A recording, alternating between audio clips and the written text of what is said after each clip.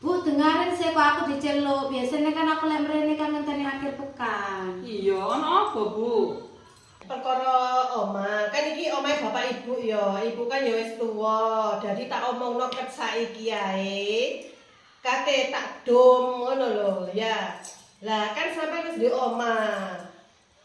Rencanane iki kate tak kekno ning adikmu, ya apa menurutmu? Engko adikmu iku ben nyusui, ngono lho, ya. Ya wis gak apa-apa Bu lek kaya ngono wong aku ya wis duwe omah kok. Berarti oma iki dikekno aku ngono ta, Bu? Apa-apa ta sampean, Mbak? Ya gak apa-apa lah, Dek, wong aku wis duwe omah. Oh, ya wis lek ngono, Bu.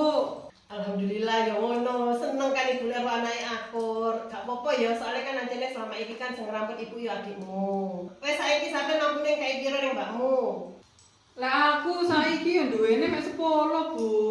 Gak apa-apa ya, Mbak, tak kei 10. What? 10? Omah iki lho Bu, regane lho 300 juta Bu. Mosok iya nyusui mek 10 rek. Mang jarene ikhlas sampean iku, Mbak.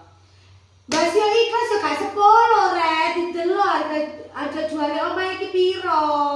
Piye, Bu? Aku duwene 10 iki. Ya wis 10, Nduk. Setidaknya iku tambahno ke 50 ngono lho. Piye? Ya aja ta lah Bu lek 50. Ya enggak iku 100 ngono lho. Wong omah regane 300 kok dikeki 50. Aku gak duwe, Mbak, lek 50 iku. Mau jarene wis ikhlas. Mbak sih saya ikhlas sih ya aja sakmono sih. Lah gak duwe terus ya apa? Ya golek utangan kono ora. Males kok tambah dikontang aku ya gak njaluk omah iki kok wong ibu lu ngenge dhewe. Lah sampean kok aja serakah kok wis duwe omah ngono. Lho aku lho Mbak sih duwe omah lho iku hasil kerja kerasku dhewe. Lah iki kan seje iki dikei ibu. Allah